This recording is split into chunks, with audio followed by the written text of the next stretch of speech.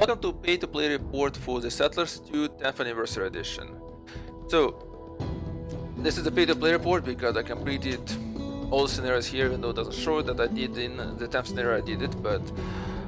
So, let's talk about why is this 10th Anniversary Edition, what's so special about it. A lot of people wanted the return of the Settlers 2. The Settlers 2 was published in 1996, I believe. The 10th Anniversary Edition, of course, came out 10 years later. The reason people want the return of Settlers 2 because they believe that this is to be the classic Settlers gameplay. And that's what still held widely, is the idea that this classical Settlers gameplay is represented in the Settlers 2. Settlers 2 10th Anniversary Edition therefore was seen as a pretty much return of that game with better graphics. In this case though, however, the game was not just better graphics. But first thing first, because this game is not part of the historical edition that Ubisoft has put out, I'm going to show you in the settings the fact that you can play it at 1080p settings, and there's also other resolutions available, not anything higher really than 1080p, but you can play it at 1080p, you can play it full screen or windowed mode. So in this way, it's possible to play it on the modern PC. Now, I'm going to go through some of the missions and some things I'll show you, and I'll talk about exactly what's changed in the game. One of the things that changed the storyline. The storyline is now is this here. It's a bit more right there. You also have a bit of managed to escape unscathed. What? You also have situation where the narrator actually reads this to you what happens. Basically, the loading screen was not a loading screen; it was actual menu. There's certain about type of a mission. Let's put let's say there's a certain story to it, which is a bit more cartoonish.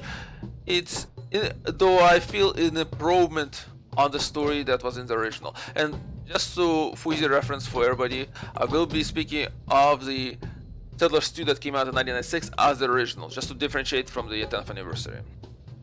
Like in the original, you're gonna have to do the same things.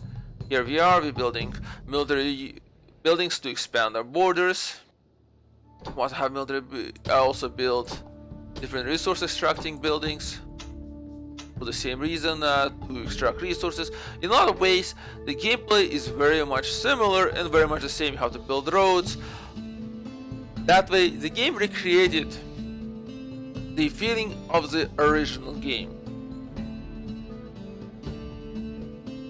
And as you can see, your units or your workers will come out, they'll deliver things to the construction sites and so on. So in that way the game is pretty much the same. You have to build up different construction, different resource extracting facilities. Here the woodcutter hat, I can remove the road here and build up here so that it's connected now. So to cut down wood, I need to build sawmills, all the other buildings that will produce further more refined products. So you have a resource extraction, you have intermediate good production, then you have final good production, all available here. The only problem with some of these things is for me was at first is to figure out which buildings are which. Now unlike in the original, it's convenient here. You can pretty much look at the building, it will tell you what the building is and tell you everything from the building cost, a bit of description on it to the side, all available if you need that. But looking right now, like on the screen, you can see here, can you really tell me, I'm just gonna recenter it here better, can you really tell me which building is which? Among these ones, yeah, that's not a problem. The basic buildings, no problem. The more advanced buildings, pretty much also no problem. There's not that many there to really get confused which ones are which, especially if you're familiar with the Settlers 2. The buildings are all still the same. No new buildings, no buildings got removed. But from looking at from here, which one is a brewery? What about the sawmill? Like I can tell you that this is a mill because it looks like a mill. This is a catapult, there's a watchtower, but this is how you put a flag. But can you really tell which building is which from here? Yeah, not that easy. Like, you know, this is a shipyard. Are you supposed to know there's a shipyard? I don't know, this is a mint. And so on. So, by the way, brewery is this building. So, that's the situation right there. We also are the discovered wreck. And we bit more of a... story is getting added. Sometimes that happens, not all the time. So let's jump forward a bit. I will just in this mission so that I can show you further along the situation how things work. So here we are, we're further along. Let's turn on the minimap. One problem with the minimap is that, well, you can't really, it's really difficult to tell where you're looking at. You see, if I click here, I can see that crosshair, right? Now I do it here in a more busy area. Well, the crosshair gets kind of buried with all the other colors of all the other buildings here. You get all your messages now come here. They differentiated depending on what kind of message. You can also turn them off, message notifications, or you can turn them back on. That's all possible. There you go. One of the new things is that if I destroy a building, resources that were used to construct it, well, half of those resources are now available for me to pick up again. So that gets useful. Now, if I would have destroyed the building like this, let's say destroy the flag, then and that destroys the building, you're not gonna get anything back. One thing that was found very useful right now, you see the settlers, as you can call them, the workers, everybody is moving. I believe that was the actual speed, the fast speed workers moving in the original game.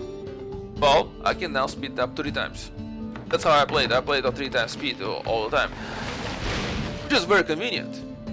One of the things that I really did not like about the original was the fact that everything was such a slow crawl to do. Well, in this case, that's not the problem anymore. Also, the maps feel smaller.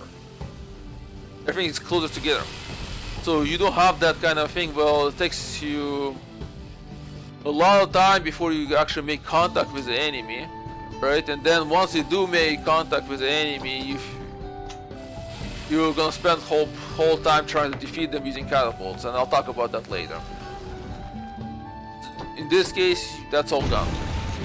So, we have a faster speed there, everybody moves at much faster speed. There we are. Similarly to original, you send out a geologist to find different minerals for you right here. But unlike in the original where you had to send out geologists to find where you can have water, now you can just plop the well anywhere and there will be water. So that kind of also resolves a bit of a problem that I had just waiting for the geologists to find things. Here we are, geologists now finding different resources, great. Send them on out from here as well. And we can build up our extracting facilities. Right here, the coal mine. One thing you're also noticing is the day and night cycle now. Back in 2006, many strategy games did day and night cycle. Now it doesn't really serve any purpose or use here, but it exists. The only problem with it is that see these things that tell you which resource is which, but you can look at them visually by not actually staring at them. Well, the situation is evolving. Is that at night the indicators for stone and gold kind of look the same. What happens is that, white and yellow do look quite similar. So that's a bit of a problem. But for that, I think there's actually a mod that I saw back when I installed the game. There was a mod on ModDB that really did whole thing about how to pretty much make the whole thing lighter. And I seems to can't build a road this way. That's fine. They'll build it somewhere else. There you go. Alright, come on. Another thing that I don't think was present in the original, but is present in this one, is that let's say if I build up more coal mines, right? I'm not gonna build this one actually before, but I'm gonna explain the reason for what's saying that. Is that more coal mines around the same location doesn't mean that you're gonna have more coal. It means you're gonna have more coal at the same time, but the deposit size is same. So let's say we have here the 4 coal mines and the deposit size is 40 coal. Well, that means your coal mines each will take out 10 coal, and at that point we'll say they are exhausted. That's it. But you're gonna get 4 times faster. Then let's say if you had not 4 times faster. Let's say you get 2 times faster. Let's say then if you had 2 coal mines only, but then 2 coal mines would have taken out 20 coal. And this plays in the fact that if you look at your indicators, same as in the original, you have economy controls here that you can control what gets transported, how things that get allocated, military allocation, and of course tool making. Well, your pickaxes are much lower here than in the original when it comes to the settings, on the default settings. You can change that, of course, and you can also prioritize only pickaxes, say that only they gets produced, but that's your choice. But I did have situations where I build up too many resource extractors, like for example here, and this resulted in the fact that I didn't have enough workers to actually populate all the resource extractors. And by the time they did populate, well, most of the resource was already gone, so what's the point, right? So from that perspective, it's slightly different from the original. Another difference from the original is that all the graphics, of course, 3D, and you can do this. Which is kind of nice. You can look at all the cartoonish faces of your workers, buildings, all that stuff, but not really useful in a strategy game. In a strategy game you want to zoom out as far as possible usually, so I just do that from the very beginning. But hey, it's available if you want it, not really useful. So I would say that some of these are the biggest quality improvements of the game. There's a few other ones, but that I will show in a different scenario for you guys. Let's see. Let's jump to number 4, slightly further ahead in number 4. Here we are. So let's minimap, speed up. Sadly, I cannot put the minimap on default, cannot put up the speed on default. Let's see, there we are. So here we found an enemy. The enemy is a Nubians in this case. One of the things that available to me and that wasn't available before is my ability to kick out soldiers. Now there's different types of soldiers. This is general. This guy was an officer, sergeant, sorry. I was going to say officer. So here this is a symbol for the sergeant. So what this does, this is becomes very useful. I didn't, because in the original that wasn't possible. You couldn't kick out soldiers that were sitting in your original military structures. But this is very useful because it allows you to move your best soldiers to the front lines. Make sure that your front lines are always populated, always have soldiers going there, and that's very, very important when it comes to military combat here. Otherwise, I found it impossible to really do anything.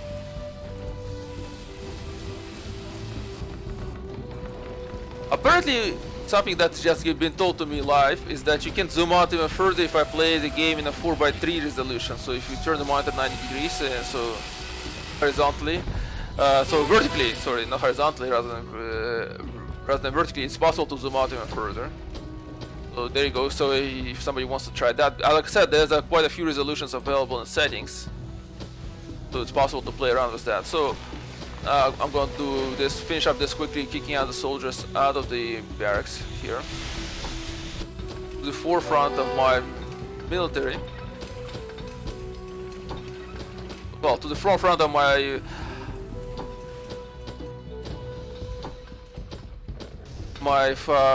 front lines here. There we are. So another thing that it's possible to do that wasn't possible in the original game. Let's say if I want to build some structure here, and this is close to the enemy, so I would really want to build, in the original I would try to build like a stronghold, or at least a watchtower. Well, that takes a while to build. If I build a barracks in the original, you get stuck with the barrack. Unless you destroy yourself, if you lose territory, then you build a new building. Well, that's no longer a problem here. All you have to do here is click here, extend building, and the building will, and my workers will come by and rebuild this building as the next one in line. So like I can build the barracks here, let's say. I can extend it to become a guardhouse. I can make it extended to watchtower, and then extend it to the stronghold. It's all possible. Great thing. So overall, that's another plus I would say for this game. So there we are. So let's show you the combat. Combat is not that much different from the original. I attack, my units come out. I can control which units come out with this military setting here. So they come out, they attack the enemy. The enemy will usually send in this case they don't do that because they already crashed so many times against my defenses that they no longer can do it. But they usually the units from the enemy's other military buildings will come out to help out, to defend. I mean, okay, we gotta get rid of this iron mine. Let's just gonna remove as many notifications as possible. There. Okay, so they'll come out and try to do help to defend. And then, of course, if you did what I did, in which case I pushed all my elite units to the front, well, all my elite units are always fighting, and all my elite units are generally populate the buildings, I can just keep on going and attacking the enemy. And the advantage of this is that the enemy cannot really quickly enough recover. They cannot recover their soldiers quickly enough. I'm going to put a storehouse here. That's very helpful, because if my soldiers ever go back, they usually go, once they leave the military buildings, they usually go to the next close storehouse. Well, the closer your storehouse to the front line, the better. And that's one of the reasons I would generally would stop my military advance, is that I would try to build up logistics. I would just stop and say, okay, well now, you know, since we made it this far, maybe I should just build up some logistics. And I will stop and build up like storehouses, soldier production facilities, so just maybe farms and resource extractors, because I'm at this point running out of resources as my mines are shutting down. And then we can continue on to attack. I found this strategy of continuous steamrolling and kind of really not stopping that much from attacking the enemy to be extremely good. Because if you do stop at any point, that gives the opponent, in this case the AI opponent, time to recover, and then you stack again attacking their elite units. Now, you see I built catapults here. That was a mistake. I should not really build catapults. I stopped building catapults eventually. They're pretty much useless as far as I'm concerned. Use them extremely rarely. And the reason for that is that hopefully, yes, we're actually getting pretty close, and I'll do it this way. I'll show you that what happens with regards to catapults. We're gonna attack this building, and there's a catapult, enemy catapult nearby, and it will get triggered. So hope using that, I give you an example, because in the original, catapults were the military way, right? And that was my biggest problem when I was doing my pay-to-play impressions of the game. The reason I quit on this original game is that I just got tired of this whole middle game slog where I'm just building catapults, waiting for them to get stoned, to kill, then they go out and try to kill the elite units inside the buildings of the enemy, and I kind of advanced this way. Most of the military campaign was down by a catapult, except for the final end where you just usually advanced through using your soldiers. By the way, your endpoint is always a portal, same style as in the original. Well, here there's the enemy catapult, and here it shoots a stone at me, and it misses. And that's a situation with the catapults. Generally, in this 10th anniversary edition, catapults miss. They do hit the mark sometimes. It's annoying, but they generally miss. So building catapults and using them as a type of a strategy to advance yourself forward, well, it's not very practical. You'll find that you cannot really do so because, well, catapults always miss. Oh, not always, but generally. So you cannot really go ahead and do anything substantial military-wise with catapults. Now let's go back and I'll show you something else with regards to ships. So we have here a harbor, like in the original. This harbor, so you set out expeditions. It's much easier now. Just click on the prepare expedition. An expedition will be prepared. They'll find a ship to prepare expedition. Actually, I believe one expedition is already ready here. There it is. And like that, on the compass point, you point to where the expedition should go, and the ship will sail. Then they'll arrive at location, and then you can just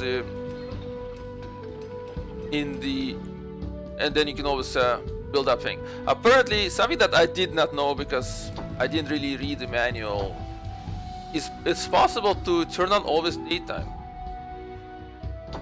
Not sure where, but you know, this is something interesting. But it is possible apparently in the settings to turn on daytime. Yeah, I don't see it in settings, but I guess it must be possible somewhere else. Maybe not in the campaign mode. Either way, but you know, day-night cycle is hardly a problem. It's minor annoyance, I would say, minor annoyance. So there you go. The ship landed. I built a harbor. There you go. Similar to the original. Well, I think I kind of covered this part here a bit. So let's move on to slightly further in the game. I'm just gonna move on to a much different mission. you saw me fighting Nubians, so we're gonna move on to a different mission, and I'll show you something else where we're fighting different civilization. So there's a first civilization here. If you remember in the original, it was also a Japanese civilization. Well, in this case, it's not a Japanese civilization. In this case, we have a Chinese civilization right there. Also, something that you might not notice, I did notice sometimes, is the fact that if you jump to a situation where you are under attacks, in some cases, you'll notice your soldiers fighting ghosts. Like there's the enemy soldier might not be generated immediately, like the actual image of it. That happens. Also, not very big annoyance, I would say. I generally don't even watch military engagements. I kind of busy somewhere else. That's another thing, that the game is so keeps you busy that you don't really ever kind of feel bored, that you're sitting and waiting for something. You're always doing something else. Like you kind of building up your logistics, you improving your supply chains, so on, and pushing things forward in terms of the rest of the economy. So you never do that. There you go. You see, Catapult managed to hit somebody finally. So that's happened, but it happens very rarely. So now we have a Chinese civilization instead of Japanese. There's no Viking civilization that existed in the original. Though in the original, the Viking civilization looked more like, I would say, something in terms of Normans. But so. And I'm getting a bit of a hint, actually, again, something that I'm getting live, and that's if I go into settings, the last one, autosave, day and night cycle. Yes, you can always turn it off. Yeah, there you go. Okay, so there you go. We found it. Thanks. Thank you for the tip. Actually, it's KonradAr who's giving me these tips live right now. Some of the stuff that I did not know. So there you go, that's something that's possible. Soldier hit by Catapult again, look at that, Catapult 2 in a row. So there's no Vikings in this game, sadly. Actually, there is Vikings in this game. There was an expansion called the Viking expansion that was created. Sadly, it's only available in Germany. It was made available in Germany, so. There was even a follow-up game to this one, I think, called this, The Rise of Cultures, Settlers Rise of Cultures, I believe, or something like that. Was also made available in only Germany and Russia, so there's no English version. Well, that's a bit of a problem, right? So besides the campaign, what else can you do? Well, besides the campaign, there's a skirmish mode available. If you go into single player, free play, there you go. You can pick a map. Let's make something big. You can have all the civilization. You can choose which civilization you want to play as, right? You can have your opponents to be different civilizations. There you go. You can choose your resources that you start on, fog of war, conditions for victory. So there you go. Something else to do if you once you're done with the campaign, if you like to. You can keep on playing. That's possible. There's also a map editor available with the game, and as far as I know, there's enough community maps also available. I won't be giving a site or locations to where to find community maps, but I'm sure you'll be able to find them. It's not that difficult to Google. So if you really like the game, you can keep on playing. That's not a problem. Other thing available is a multiplayer. Of course, you cannot log into the servers anymore. They're no longer there. But you can do direct IP multiplayer. I had a person who came in before, back when I was streaming this other playthrough, who gave me tips, and so that person eventually sent me a print screen of a multiplayer game. He said, "Here it is. Like, look at here's an example of a good Empire layout, which was was possible to play." Well, I basically go the Empire layout, which was way better than what I had. So let me show you, something example of mine. Like mine is a very haphazard type of situation. I usually not very good at layout. I see it's all mostly haphazard-ish approach to the whole situation. The layout that was sent to me was like really well done. Like the multiple roads, multiple connections. Like here they would have additional roads, especially I don't have that type of situation. So for that reason, I would get sometimes trapped. So my roads would get trapped in terms of actually I can demonstrate it. I believe in the 6th mission I had that situation happening in the north, where I did not have enough roads. I didn't have enough See, yeah, right there. As you see, I'm not transporting goods fast enough between production sites, so they get stockpiled. Eventually, that creates a traffic jam, and so nothing gets moving at all. So, again, I'm getting a live advice that apparently Game Ranger allows you to play this multiplayer with up to 9 players. So there you go. So if you really want to check out multiplayer, which I'm pretty sure is going to be brutal in this case, yep. You can do it because people who will be playing multiplayer there played it for years and years and years, and the game is brutal against AI sometimes. I can imagine what it would be like against a human opponent. That'd be extremely brutal. Well, so in the end, I would say this is a good game. I really enjoyed it. It has a whole idea of management integrated in it. You do have to think of it, I would say, in that way. In terms of how much actually it's forcing you to think about not even the military aspect of it as much, but about the management, resource planning, all that. It forces you to experiment. Like here they go. We got a perfect example of a traffic jam. So, you know, what to do to avoid this kind of situations. It forces you to think a lot about that. Pushing your supply lines, thinking about that, thinking about management, because you don't have a direct control of any of your units. You just pretty much can suggest them what to do through these screens. So I would say this is a great management simulator where you, as a manager, you're not the low-level manager, but higher-level management manager. You have no control over how the actual employees work. You just have a general controls. That way it's great. I would say that way it's actually a great game for that. It constantly keeps you thinking, constantly keeps you innovating, and thinking about ways to improve your economy, the way you do things overall. I can't really say that's a cool game because I don't know if there's anything cool about it, but it's a great game. I really liked it. I would say if you're looking for that, the classic Settlers experience, which always people refer to as Settlers 2, well, this is a better version of Settlers 2, I would say. So if you really wanna that experience, get this. Alright? Well, thank you for watching and for listening.